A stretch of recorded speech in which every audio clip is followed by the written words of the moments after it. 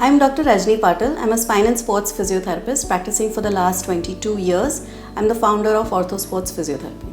There is generally a great deal of misunderstanding about flat feet. Most people I meet either are in denial. What? Flat feet? No, my feet are totally normal. I have no pain. Or when I tell them that they do have flat feet, they have no idea. Oh my god, yes, you're right. I have never looked at my feet before, they say. Or some come in completely paranoid. Doc, I was told I have flat feet. Will this ruin my life? Tell me what to do. This when they actually have high arches. Let's make this simple and decode this mystery. I believe in if it's not broken, don't fix it. But when it comes to flat feet, especially a certain kind of flat feet, I say better correct now before it becomes a cause for pain, change in foot structure, or both. In medical terms, flat foot is called pes planus, meaning feet have no arches. The bottom of the foot completely touches the ground while standing. All babies have flat feet at birth. Arches typically form by the age of 6 and then they develop into high arches, medium arches, or low and flat arches. Research shows us that about 2 out of 10 children continue to have flat feet as adults. There are 3 main kinds of flat foot. Flexible flat foot. A flexible flat foot is the most common. You can see the arches in the feet when you're not standing, but they flatten out completely when you stand and weight bear. Flexible flat foot comes on during childhood or in the teen years, and it affects both feet, and they generally gradually get worse with age. Rigid flat foot. In this type of flat foot, the arches are flat in any position, whether you're sitting or standing. It often develops during the teen years and gets worse with age. This could be sometimes in one foot or in both. Adult acquired or fallen arches. This type of flat foot develops over time. The arch unexpectedly drops or completely collapses.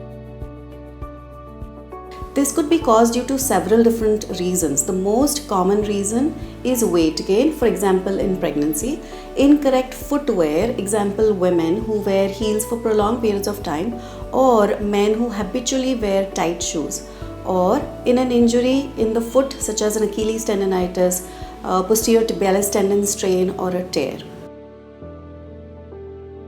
Having flat foot by itself may not be an issue. However, if it's gone uncorrected, it can lead to pain and cramps in the calves, the feet. You can have heel pain, spurs, bunions, changes in foot structure leading to even more pain and possibly even knee pain and joint degeneration. It can cause changes in the gait pattern, how you walk, and an inability to participate in sports or physical activities. I have seen enough cases of an untreated flat foot leading to a bunion or knock knees, and this is when the patient actually first realizes that they have flat foot and that this may be the cause of the pain.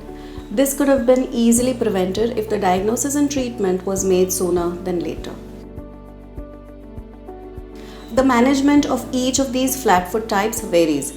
The problem is that most people don't realize that they have flat feet, and even when they do, they either ignore it or try to overcorrect. Overpronation in the foot is also sometimes misdiagnosed as flat feet, and this can cause a lot of mismanagement. When children have flat feet, parents often want to correct it as soon as they have found it. However, since arches don't finish developing up until the age of 8, it is not recommended to do any correction up until then. After the age of 8, correcting with a medium density insole along with a few foot exercises can help either develop the arches as the child grows or at the very least prevent structural problems such as knock knees from developing with age. A flexible flat foot can be easily corrected with insoles and therapeutic foot and calf exercises. However, a rigid flat foot may not respond to only insoles and exercises. A rigid flat foot may even become more painful with the use of insoles. However, physiotherapy can help alleviate the symptoms and make sure that secondary changes in the kinetic chain do not develop.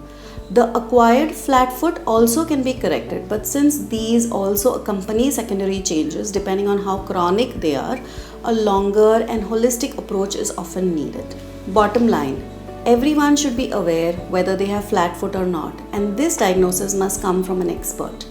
The sooner the corrections are made, the faster your symptoms can go away, and more importantly, more serious foot and ankle issues can be prevented.